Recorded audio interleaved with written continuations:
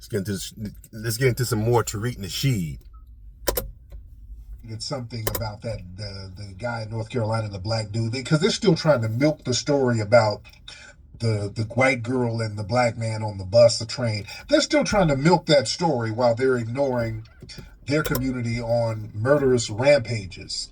That's why that case is questionable, because we haven't done nothing real weird like that. So it's just interesting that a crime involving a black person would be that egregious and that bold and that clear on video and with audio. There's a little bit too much of a perfect stereotype to milk. That's why a lot of people believe it's manufactured. And I don't put it past the white supremacists, man. Listen, let's get deep. Can we get deep for a minute? I think it's time to get deep. Because somebody was circulating an old video when I was debating Jared Taylor, and I saw this pop up on social media. And Jared Taylor asked me a question. He was like, well, if whites are the, you know how he talks, that real weird white supremacist talk. Well, if whites are the global minority, how were they able to dominate the whole planet? And I told him, well, black people and Aboriginal people, they operated on an honor system. They didn't think like you.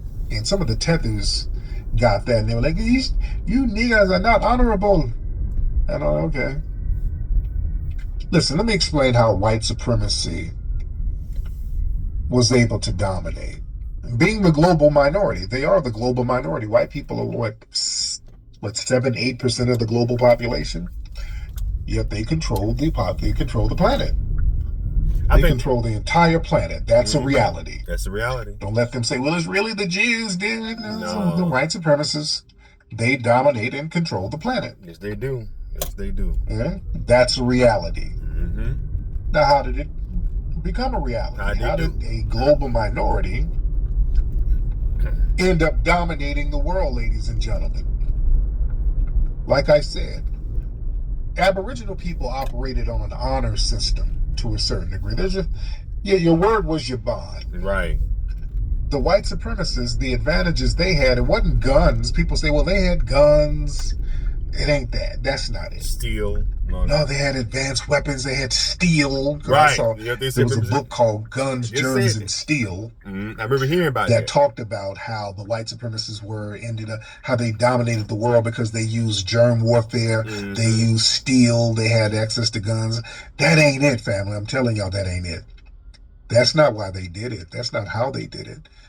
Remember, they gave guns to some of the musty niggas over there and in parts of Africa who turned that shit on other people. They start turning it on other people on the continent. They had some guns too. And in fact, it was the Moors who went over there to Asia and brought those fire sticks, which is where the gun comes from. The Moors wasn't that they had advanced weapons.